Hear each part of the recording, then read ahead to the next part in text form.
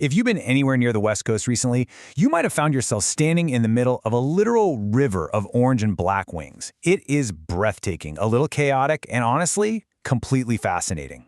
Welcome to this explainer. Today, we're decoding the Great Orange Swarm of 2026. We are going to look closely at the life, the ecology, and the absolutely epic journey of the California tortoiseshell butterfly. So let's set the scene here. Earlier this spring, hikers in the Santa Cruz Mountains and over in Monterey found themselves suddenly enveloped by just clouds of orange butterflies. We were talking tens of thousands, maybe even millions of insects all at once, fluttering through the forest, blanketing meadows, literally stopping traffic. It was this massive, awe-inspiring emergence that left everyone asking, where on earth did they all come from, and why are there so incredibly many of them right now? Well, naturally, confused locals took straight to the internet to figure out what they were looking at. And right there in a community thread, we got a perfect teachable moment. One user simply pointed out, tortoiseshell butterflies. Their caterpillars feed on Ceanothus, which is extremely plentiful since the fires. Hit the nail on the head. In just a couple of sentences, they identified the exact biological trigger for this whole event. But, to really understand what's happening, we first have to know exactly who we're dealing with. Which brings us to Section 1. Mistaken identity, not your average monarch. See, when most people see flashes of orange and black zigzagging across a trail, their brains immediately go, oh, monarchs. But there's actually a huge difference. Monarchs are famous for that epic thousands of miles journey down to Mexico, right? And they have that delicate stained glass pattern on their wings. The California tortoiseshell, totally different vibe. They are the rugged mountain homebodies of the West. When their wings are open, sure, they've got bright orange-brown coloring with black spots. But the second they fold those wings up, they look exactly like a mottled dead brown leaf. It's brilliant camouflage. And instead of flying to Mexico, they just make these shorter regional migrations up and down the local mountain slopes. And this is exactly why it's so crucial to really look at our local ecosystems before we jump to conclusions about what we're seeing. The West Coast is home to this rich, diverse tapestry of butterflies. When we take a second to really notice things, like that dead leaf camouflage or the specific plants they're hovering around, we unlock the real story of our own landscapes. Let's move on to Section 2, the boom mechanics and the Wildfire-Ceanothus connection. Okay, so we're looking at a fascinating biological chain reaction here, and it is entirely driven by fire. Step 1, a wildfire burns through the landscape, which, as we know, has been a common story in California over the last few years. Step 2, the intense heat of that fire actually triggers dormant seeds of the Ceanothus plant, also called wild lilac or snowbrush, to finally germinate. They sprout up super fast, creating this massive, tender green buffet. Step 3, the tortoiseshell caterpillars wake up, realize they have a literally unlimited food supply, and they just feast. I mean, they'll often entirely defoliate these bushes. And then Step 4, because so many of them survived on this post-fire all-you-can-eat buffet, millions of adult butterflies emerge all at exactly the same time. So, the real main character of this boom is the eating machine itself, the spiny, black and yellow marked tortoiseshell caterpillar. Now, they don't spin webs or anything. They just hang out on the underside of Ceanothus leaves and eat voraciously.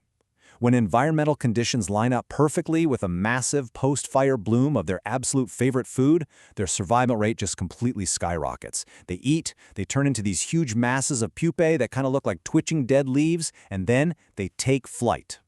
But, nature is all about balance. And this incredible boom can very quickly turn into a devastating bust. Take a look at this quote from UC Davis entomologist Dr. Art Shapiro. He points out that as these butterflies move up into the mountains, if they migrate too early and hit the snowline, the females are forced to lay all their eggs on whichever few Ceanothus bushes have managed to melt out from the snow. So you get these enormous, totally unsustainable densities of caterpillars on just a handful of plants. They eat absolutely everything and then face mass starvation. Meanwhile, bushes just a few hundred yards away, still buried under the snow, go completely untouched. It is a highly risky, high-reward lifestyle. All right, Section 3, the epic migration upslope. This timeline perfectly maps out their unbelievable 2026 journey. In early spring, they emerged in staggering numbers down in the foothills and coastal areas like Santa Cruz. By late spring, they started their massive migration. They moved north and east, crossed the entire Central Valley, and headed way upslope into the high peaks of the Sierra Nevada and the Cascades. Then, during the hot summer, they hit pause for a phase called estivation. Finally, in the fall, the survivors will scatter back downslope to hibernate for the winter, getting ready to start the whole cycle all over again. I actually want to pause on that summer phase for a second, because it's super unique. When they reach the high country, places like Lassen Volcanic National Park, they don't just keep flying around. They enter a state of inactivity called estivation. Basically, it's summer hibernation. Millions of them gather on the slopes and summits of high peaks, just hanging out, surviving solely off the yellow fat they accumulated back when they were caterpillars. Hikers will often talk about reaching a mountain summit and finding it completely blanketed in a mystical swarming cloud of orange.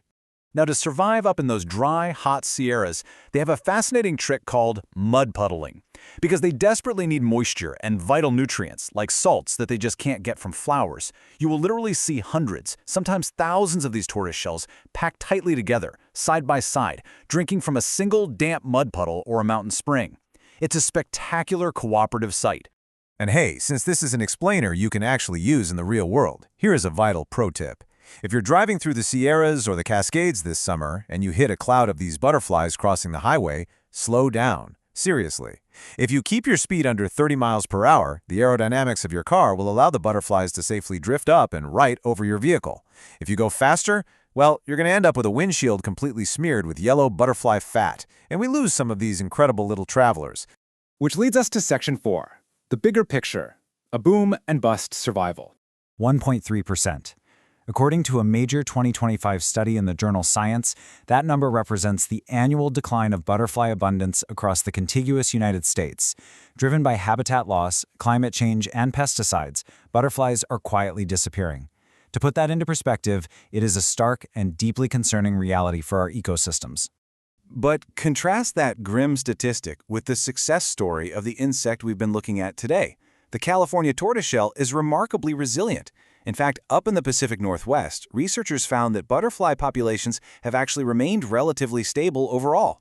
But get this, that stability was largely driven by the massive eruptive boom years of this one single species. By taking advantage of post-wildfire growth, living high up in the wild mountain ranges far away from urban pesticides, and just leaning fully into this risky boom and bust lifestyle, the tortoiseshell is somehow holding its own in a rapidly changing world. Which brings us to our final thought. The Great Orange Swarm of 2026 isn't just a beautiful natural spectacle. It's a direct reflection of the fires and the changing climates of the American West. As our landscapes continue to warm, and as wildfire patterns shift, the timing of the snowmelts and the blooming of the wild lilac are inevitably going to change too. So the question we have to leave you with today is this: how will the deeply resilient California tortoiseshell adapt its epic mountain-scaling journey in the decades to come? It is a fascinating ecological puzzle and one we are absolutely going to be watching closely. Thank you so much for joining me on this explainer. Keep your eyes on the trails out there, and I will see you next time.